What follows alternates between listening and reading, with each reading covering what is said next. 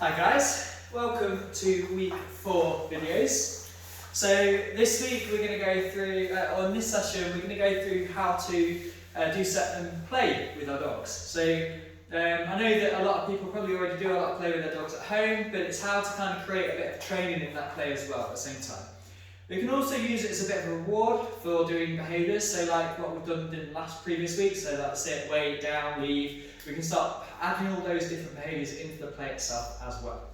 So the first thing we're going to go through is called a raggy game. So we're going to play raggy on off, so we're going to start playing and then letting go, and then playing again and letting go. So we're going to start doing a raggy game, but we're also going to do a bit of a retrieve game and scent work game. So you've got a bit of an idea of how to start those as well. But the first thing is just a raggy game.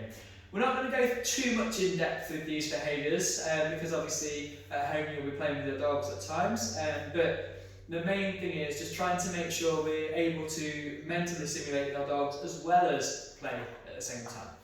So we'll go into the raggy game then. So remembering our dogs and how they can become overexcited and quite easily start to tend to grabbing onto us instead of the toys. So you want to try and make sure that their threshold isn't, we're not going over their threshold. So when they're going up on adrenaline and getting really excited, we want to try and be able to bring them down from that as well. So that's the whole idea of the raggy game. We're going to start to get them excited and then bring them down, and then get them excited and then bring them down and use their self-control.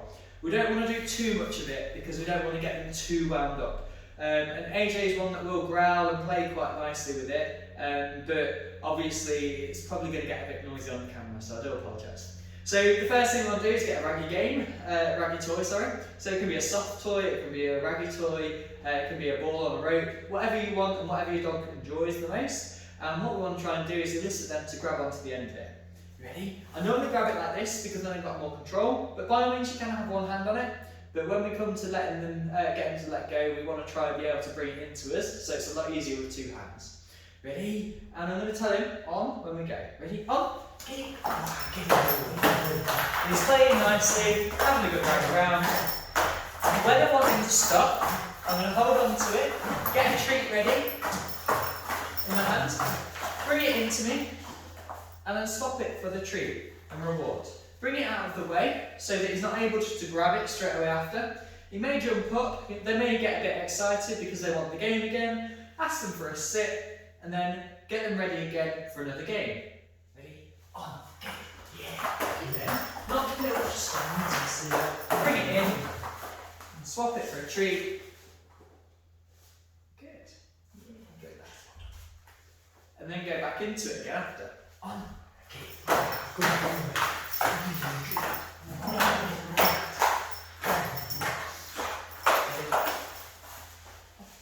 And we don't always want to win it. Sometimes you might want your dogs to run off with it, especially at the end of the game. You want them to have a bit of fun, don't you?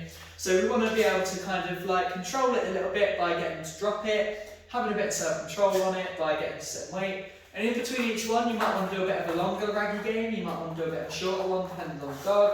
And trying to not to get them too wound up. So if you feel your dog getting too wound up, let them run off with it, and then maybe sprinkle a couple of treats on the floor so that you're bringing them back down again. And then again, on. I'll just show you just to let go of it. So I'm ragging it in. It's all in. And then you've released. And then at the end of it, I'm finished with the game. He can do whatever he wants. He can run around with it, rag around with it, whatever he wants to. So that's the first game, the raggy on and off cue. So we're ragging with him, we bring it into ourselves, he comes off, reward. The reason why I say to bring it into ourselves is because when they're grabbing onto our arms, when they're trying to mouth at us, and we flap our arms around, it makes it worse. Whereas if we can bring it into ourselves, they're going to learn during play, or even during times when they're doing the mouthing, when your arms come in, they drop and let go and do something else.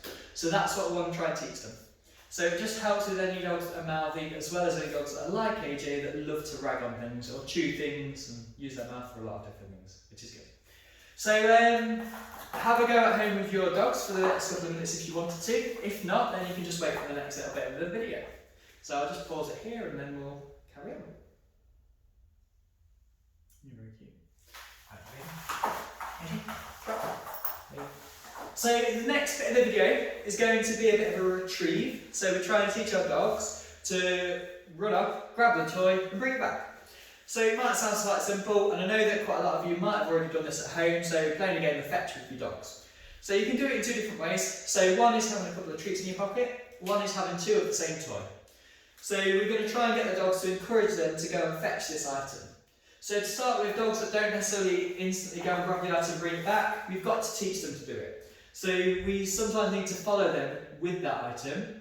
Then when they grab it with their mouth, mark it with good or well done, and then chuck the ball for them the other way. So, or chuck a treat to them. So we're trying to get them to go and chase it, and then chuck it again. So I've got a treat ready in my pocket, and what I'm going to do, ready, get excited, go over, good, yes, straight away. As soon as he picks it up, say good, and then reward him. So the second he picks it up in his mouth, I'll say good and then reward him for it with a treat. You can then also do it where you chuck it, he grabs it, and then chuck a toy. I'll do another one just in case that was off camera. So go get it, go within, good, and then reward. So he fetches it, brings it to me, even though I've made it easy for him to bring it to me, and then he gets a treat for it. So the same thing when you're further away, you want to chuck it further and further, there you go, grab it, bring it back, get a treat, and this sort of thing. Or also you can chuck a ball, there you go, grab it, bring it back, then you get another ball ready, chuck it straight away. So you're teaching them to bring it back. Another thing you can start thinking about with these retrieves is trying to get them to do behaviours in between. So it's not just a case of throwing the ball over and over again, repetitively, because that can become unhealthy. If you do it constantly in the garden, and your dog's constantly bringing you a ball over and over again, it's not necessarily a healthy behaviour, because they're just becoming obsessed with it. So we want to try and break it up into like little behaviours in between as well. So looking back at what we did before, like the sit, the wait, maybe a down, maybe a heel work, adding those into your games is definitely worthwhile. So before you even throw this, you can ask them to do something. So I'll quickly demonstrate that now. Ready? Yep. So getting your dogs to do a bit of heel work. And then a bit of a sit, wait, a bit of a wait, come back to them. Good boy, good. Chuck the ball for them. So you can start adding in those little bits of behaviours before then they get the toy to play with. So that's one way that we can start building it up. And obviously the fetch game, a lot of people do practice this anyway, so you might have already got that with your dogs at home, but there's just some different ideas there that you can practice at home with your dogs. So if you want to pause the video here and have a go at that, and then we'll move on to the next little activity, which is a bit of scent work or delayed retrieves. So, cool. Brilliant. So hopefully you had fun with your dogs doing that. So the next little bit we're going to go through is a bit of scent work, but I normally do it through delayed retrieves to start with, depending on what the dog enjoys doing. So scent work itself with toys can be that you go and hide one of their favourite toys in the garden and you go and let them out to go and find it. You might want to put it right in the middle of the garden to start with so that they have lots of fun trying to find their toy. Having like different toys and different names, so for instance this is Ragga for AJ, where's your Ragga? And he'll be like, oh where is it? He'll go grab it. And same as like his toy, his ball, where's your ball? He'll go get it. And same as where's your monkey? He'll go and grab a soft fluffy toy that he normally destroys in 2 seconds. But yeah. So the whole idea is you teaching them to the different names within the toys, because then you can start to differentiate and you can hide those certain things in different areas. You don't have to, but it's just nice to try and teach them, oh, go and get your monkey or go and get your toy, it's Ragga. So you can start playing with them when you want to, in the certain ways you want to do it. So we can start teaching them a bit of a delayed retrieve on these items, where we can say to them, right, okay, come to us, do a sit, hold their collar or their harness for a second, if they're allowing that. Make them excited over the toy, get them to go ready, chuck it, give them a second, get toy. Yeah, good boy. So you're delaying their retrieve. You've chucked the ball, they've seen where it landed, they wait for a second, and then you release them. So it's a delayed retrieve. So the reason being is they're not using their chase and their visual sight of it, they're using their nose a little bit more, and they're using a bit of self-control by not chasing it in the first place until you release them. So hopefully that will help you with their impulse control a little bit. I wouldn't do this every single time you do it, otherwise it'll get boring. They'll start not wanting to come over to you to get their collar held or their harness held. They might start just running off from you instead. So try and do it on the odd times. You occasionally do a drop, occasionally do a hold of the collar and chuck it. Occasionally you'll just chuck it for them and play ball and fetch like you would normally. So at least you're building it in a little bit. You can start chucking it in a bit of longer grass. You can start chucking it in a hedgerow maybe, not a thorn bush, but somewhere a little bit denser and thicker so it's hard for them to find and get them to go and release and find it. Same as in the garden, you can start hiding it around the corner of the garage or something like that instead.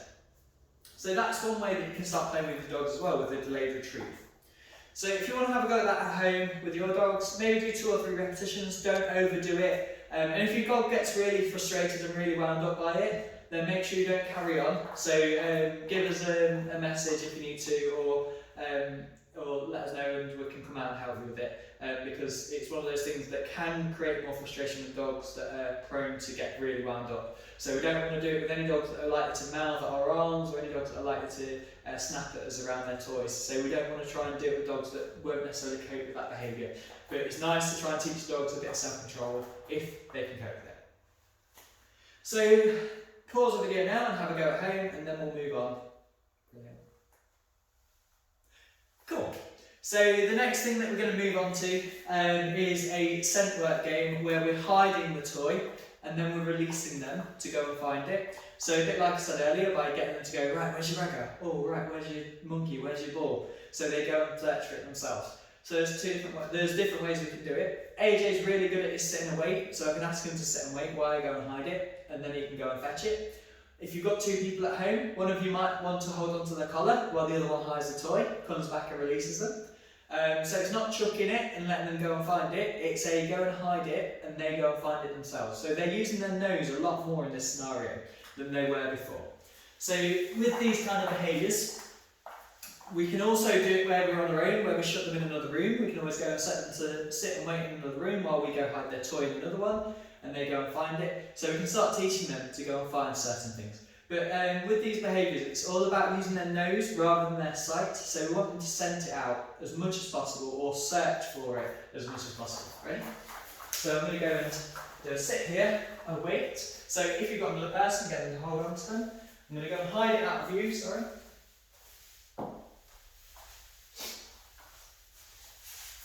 Go find it. Where is it? Good boy, brilliant. Yes. Yeah. And he's so excited about that, brilliant. So that's the whole idea of the search and find. So you're basically trying to get him to go and find the toy that's been hidden somewhere in the house or in the garden, and you're asking him to sit and wait first, or you're getting someone to hold them, or you're putting them in another room, and they're just going and sniffing it out or searching for it themselves, which is brilliant. So it's a lot of self-control needed for these kind of behaviours, and it's a way to build in your training with play at the same time. So it's very important to do some of these things with your dogs, because play is one of the biggest points where dogs learn a lot of different behaviours as well as the bad behaviours. So try and put these control measures in place and trying to teach them new behaviours around play is definitely worthwhile, because it's going to help you in the long run. Hopefully you've enjoyed this video. I know there's more than just these games that you can play with your dogs. There's several games. So if you want to get any more ideas on what to do with your dogs and how to play, you can always ask us and we'll be able to go through some bits with you. Alright. Thank you for listening. Cheers. Bye.